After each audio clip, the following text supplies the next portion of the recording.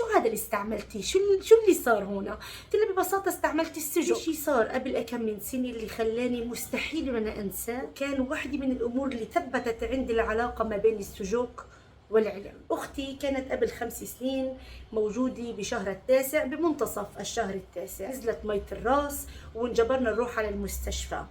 اخذت ادويه، اخذت شغلات لحتى تحفز الطلق وتحفز كان عندها تفتحات من 3 ل4 تفتحات. في شيء تغير معها؟ لا، في شيء عم بيتغير.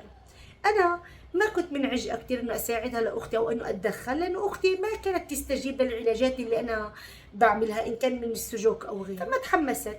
فمن الزهق اجيت مسكت لها ايدها واشتغلت فقط على منطقه الكلى ومنطقه الرحم. من بعدها رحنا، ولما بتتصل فينا ولا ها في عنا صار 6 تفتحات. انبسطنا شوي صغير، ولا الدكتوره بتفوت تيجي بتقول لنا تضاريس المنطر بدل انه الولد موجود، انه الجنين موجود بحاله خطره، احنا لازم نعمل عمليه قيصريه. اختي انصدمت وخافت، فانا سالت الدكتوره بنفس اللحظه هل ممكن يتغير، فبدل ما نعمل العمليه القيصريه يكون في ولاده طبيعيه؟ مستحيل وسابع مستحيل، بس اذا نزلت معجزه بتكون ولاده طبيعيه. فانا طلعت على اختي قلت لها اوكي، اول شيء هدي اعصابك، ثاني شيء انت مش اول وحده ولا اخر وحده، وثالث شيء تعال نعمل شيء احنا بهذا الوقت بدل ما احنا قاعدين عم نطلع وعم نستنى. بديت اشتغل لها على ايديها، كان بالصدفه معي ابر، معي الالوان، معي عدتي بالسجق. اشتغلت لها على الرحم، على عنق الرحم، اشتغلت لها على كل الشغلات اللي بشوفها مناسبه بهذيك اللحظه. رجعت الدكتوره بعد نص ساعه على اساس تتمم عمليه قصص العمليه القيصريه، طلعت على المونيتور بتقول لي انا بعرف شو اللي عم تعمليه،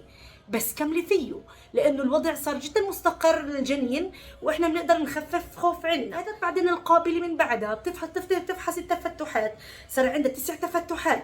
فبتقول شو اللي عم بيصير هون؟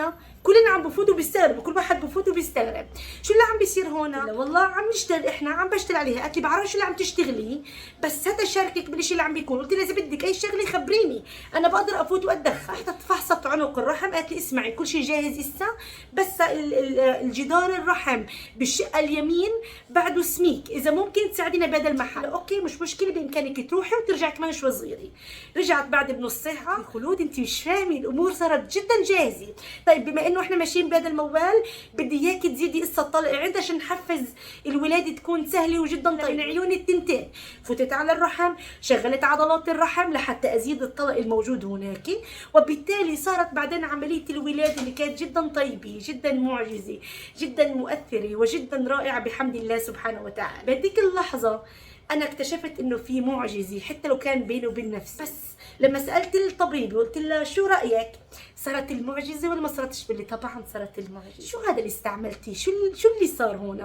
قلت لها ببساطه استعملت السجق. بهذيك اللحظه بطلت تركيز على اختي وبنتها اللي اجت، التركيز علي. بهذيك اللحظه كل قسم الولاده يقولوا يسالوا عني انا، كله كاني في عندي كشف خاص، بس هي ما كشف خاص، هي بكل بساطه كنت اقول لهم السجوك، جيبوا العلم، جيبوا الطب واربطوه مع السجوك.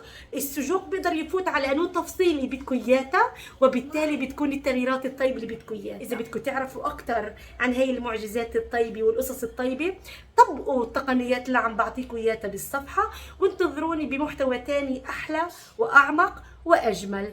سلام.